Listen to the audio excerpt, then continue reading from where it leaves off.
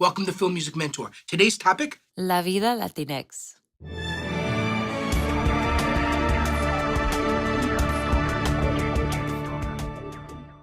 I'm here with the creative team of This Boy's Vida, Made in America.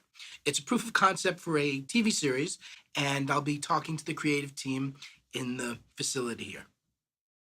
One of the great things about This Boy's Vida, Made in America, we had the chance to make a Latin movie, and we wanted to explore here what it's like to put music to a Latin story.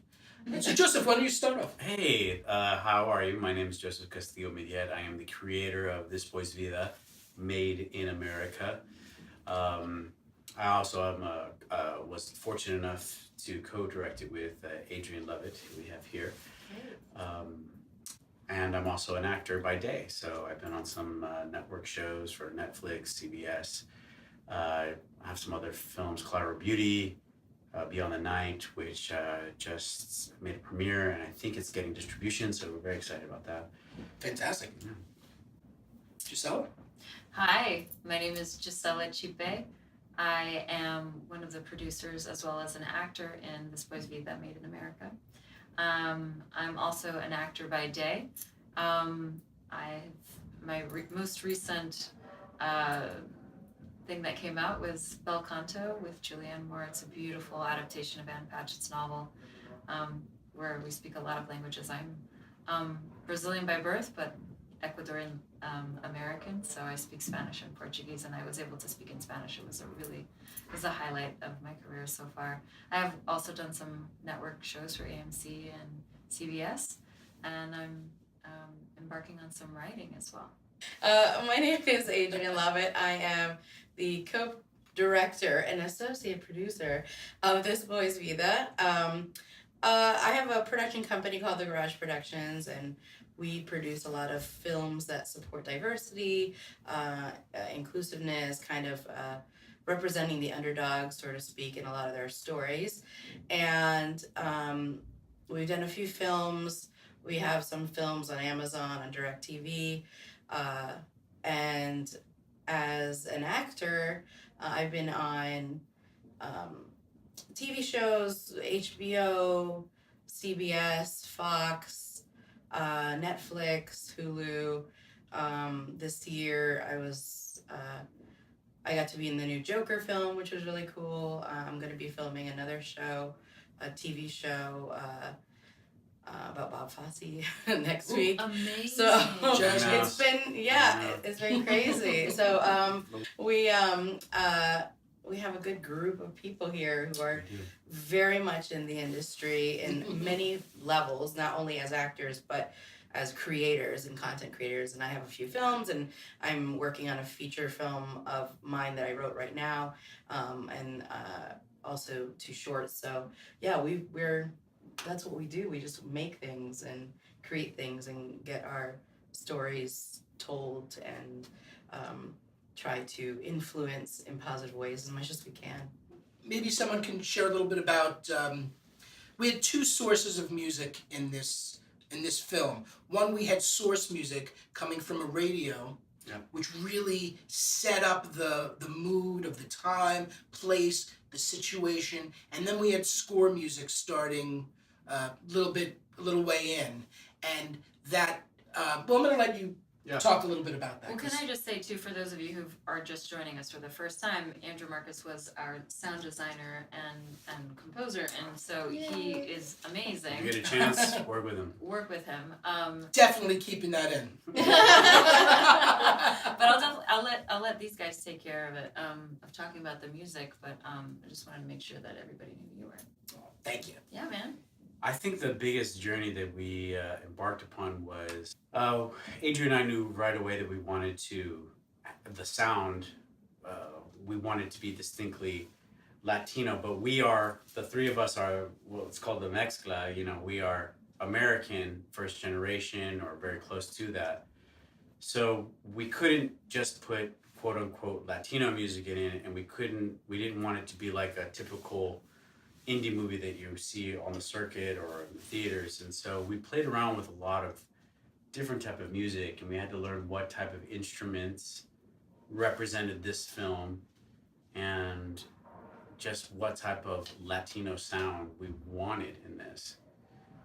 And that was where we initially said to you, and we heard it, and we were just like, wow, we're wrong. I mean, well, and a lot of it has to do with the fact that, like you said, all the Latin cultures have a different sound, and we couldn't just pin one because these kids are representing, a mix of Latin cultures. So, one sound just didn't fit. Yeah. And we tried different sounds, and they just didn't fit. So then it became the approach of, okay, the music that we're going to have in this film has to reflect what the kids are going through emotionally and the situation around, as opposed to, oh, this is a Latin film, so there should be Latin music. Yeah. It was more so the helping the story be told. Right. Working more like in, out versus out, in, Right. we're coming to the project with an idea of what we want it to be versus this is what the project is and this is what it needs to tell a story. Right. Which in a way makes it open for more people to access it if it's not specifically, I mean, it's specific because we have very clear outlined characters, and there's a little bit, I know I wanted something that was Latino in some sound because there's home there sound wise. Sure, And yeah. I think we wanted to invoke some of that. Yeah. But also that we wanted to make it open for people to step into these worlds, to the characters' experiences, no matter what culture they come from. And that having the radio open the film as opposed to scored music kind of aided with that idea of, okay, here's a touch of the Latin world, and then we go out into a world that's also relatable to not only people who are Latin. Yeah. Right. So yeah. And story wise, it gives us place, setting, Right. feel, vibe of where we are. Yeah. I think this was a great example of how, every film needs its own sound. Yes. Yes. And you don't really know that until you're sitting there, you're watching it. Sometimes it comes right away for me. Sometimes it's a number of tries before we can get that sound. But I like to think of a film score like a wedding dress. It's a very special event. This film is, you're starting this world of this film, and you usually don't buy, you might buy off the rack, but you always tailor. Yeah. You're always tailoring, and no two brides are the same, Right. and no two films are the same, unless of course they're sequels, then they're similar. Sure, Right. there's a similar soundscape. With ours, because we found our pacing, and we found our cut, and then we all thought, okay, this music, then this music, and then this music, and then it just wasn't fitting with the movement of what we were creating. Right. And so then when you came in and you kind of, gave your version or your take of what you were seeing and what inspired you, and you helped us create this pace. Right. That like you said is tailored to the film, and it took a lot of trial and error for our film. Yeah. Right. And it's a short film in comparison to other films I've done. Yeah. But it was because we all together were like, this is not it. There has to be that moment where you're just like, okay, this is it. This is the sound. But we had to kind of discover that. You Right. learn as much from what's not working versus Right. what is. Exactly. Oh yeah. Exactly. Yeah. A lot of times filmmakers can't manage their expectations of the process. So I think we had a situation where you said what you wanted. Yeah. I gave you exactly that, and it wasn't right. Right. Right. So, And it happens. And sometimes Right. we're wrong, but there's also why But you didn't that's give the up. process. See, No, that's we didn't the thing. give up. Right. You said, hey, And let's try this. Let's try this. Let's try. And we kept coming up with solutions and Yeah. ideas. And thank God you were so patient and giving and spent so much time, working with us. Honestly. So it definitely was a process, but every film that I've been involved in, it's a completely different process Right. in when it comes to composing, because it's just you also need that other ear, like that other Yeah. person, because we've been working on this You've for a lived with it. while, and we've been living it, and then you come in, and then it's just, we want to respect your thoughts too. It's Mhm. a new perspective to what we are already, And a in. professional perspective. Yes, exactly. So, and the best thing a composer can do is see your film for the first time, give an honest reaction, and then the filmmakers have something invaluable, someone who knows what they're talking about, that can see past, oh, well, the dialogue's noisy, oh, the musical change, the levels aren't right, the color isn't corrected yet. They can see past that and see what's really there, and you get that honest and that's a good feedback. point. Yeah, that's a good point. I'm learning a lot as part of this process. So questions about like, well, what do we want the music to do here? Are we giving story, or are we giving like a kind of feel of their emotional state, or are we introducing a character with a theme that then we bring back? So that's been very educational for me to be, and thrilling, honestly, because we make this thing. Joe's been dreaming it up in his head as the creator for months, years, if not, it's been percolating, and then he gets it onto a piece of paper, and then we have the actors read it, and then we actually get on set and we create this thing, and then we cut it, and that's another process of making the film. It's a whole other film, basically. Yeah. But the great thing about Joe, and this isn't true of everybody, so if this isn't true of you, change it. But what was great about Joe is he takes people's ideas and he listens to them, Yes. and he weighs them, and he always says, let's try it. Yes. Where- Joe's very good at that. Sometimes Yeah. people can't escape what they have in their mind. And sometimes what you have in your mind is not what you have. Actually, more often than not, what you have in your mind is not what's going to end up on the screen. Yeah. And to be able to say, this is what we have on screen, and let's work with this, that's a great thing for a filmmaker to have. It's great quality. Yeah, to be open-minded and to be Yeah. able to accept notes and collaboration, and but that's part of trusting your team. Another thing, and this is not always the case, and if it's not the case for you, change it so it is the case. There was so much respect from my perspective. Nobody ever said anything disrespectful. Even the earliest things, I think the first thing you said is, there's so much that you did that I like. I respect your craftsmanship. I respect your artistry, your imagination. In fact, I don't think anything that I did the first pass is still there.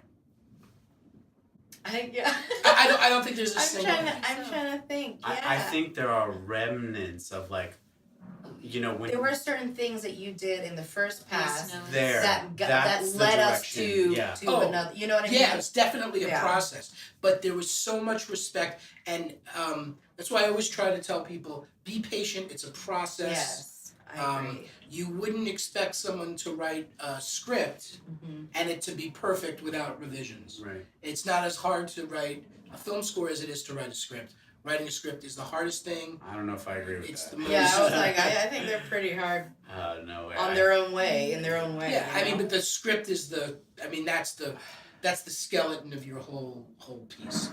Yeah. I come from the Yeah. school of Yeah. I mean, you have to have the story. the writing of is course. the story is Yeah. is God. Yeah, that is true. It was unbelievably helpful to have two people on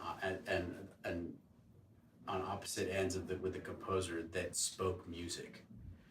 I don't speak that. I don't speak. Can we step on the pedal there, or can we not? Can we use a single note instead of a whole chord? What an education, and that was something that I was ill prepared for. But don't beat yourself up, because if you can't speak in musical terms, don't. Just talk in feelings. Right. I think the breakthrough moment, we were sitting there after a few drafts, the four of us, and this didn't work, that didn't work, and I said, what do you want the characters to feel?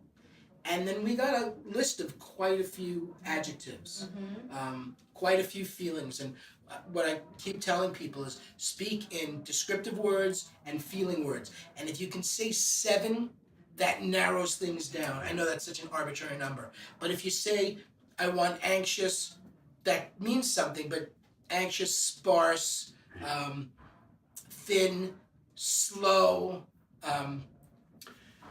We got very specific Yeah. as what we wanted the characters to feel at certain moments. You know, another thing that I learned in this process was how important it was that as many eyes As on many as not too many cooks in the kitchen. Of course. Like I'm very And I much definitely, about. I was sparse with my comments because I wanted these guys to do what they wanted to do, but I, Because you don't have too many.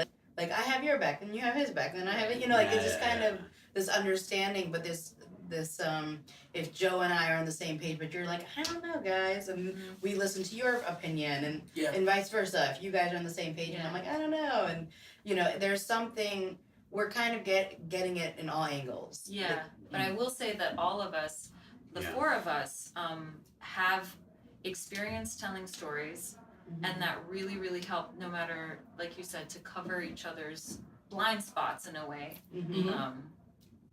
Also, I felt like there were times when I wanted to be even sparser, and you were like, "No, I think it needs that little bit of this to hold it there," and I was just like, "I was." Yep. Yeah. Do you mind if I? No, just No, So- please. I felt like we passed the point of perfection for this project, and that we had to reel it in. So with these little string motifs, and at the very end there was a swell of strings, and I felt that it was important to go back and plant these seeds so that the whole thing makes sense. You always want everything earned, whether it's a payoff in the script, whether it's your character screaming, whatever it is, whether it's the score. You bring that gun on set, you got to shoot it, and you can't shoot it, but you have to bring it.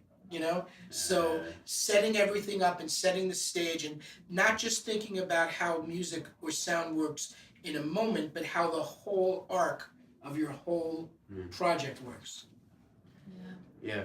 Just now, I'm just like listening to different types of Oh gosh. scores for different types of genres, and being like, "Oh, those things belong specifically to that genre." Yeah. And and just maybe you could talk about, like, I'm really drawn to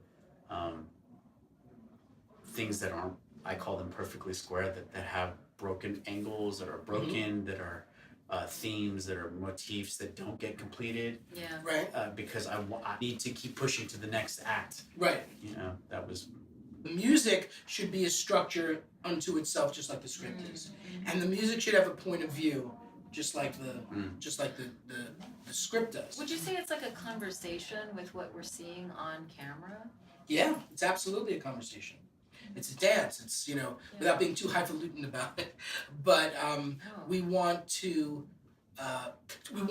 put in what's not what's missing in a bad way, but it can be in a bad way. He saved us. I mean- if it wasn't for the pacing that you created, and the emotion that you created, I think we desperately needed it.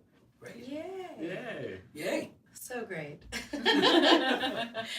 You guys are so lovely. So are you. Thanks.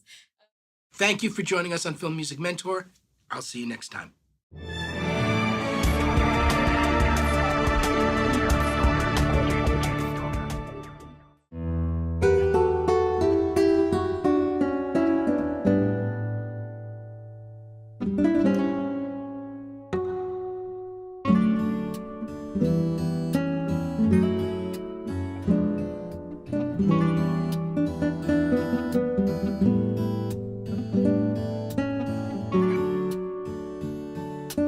Thank you.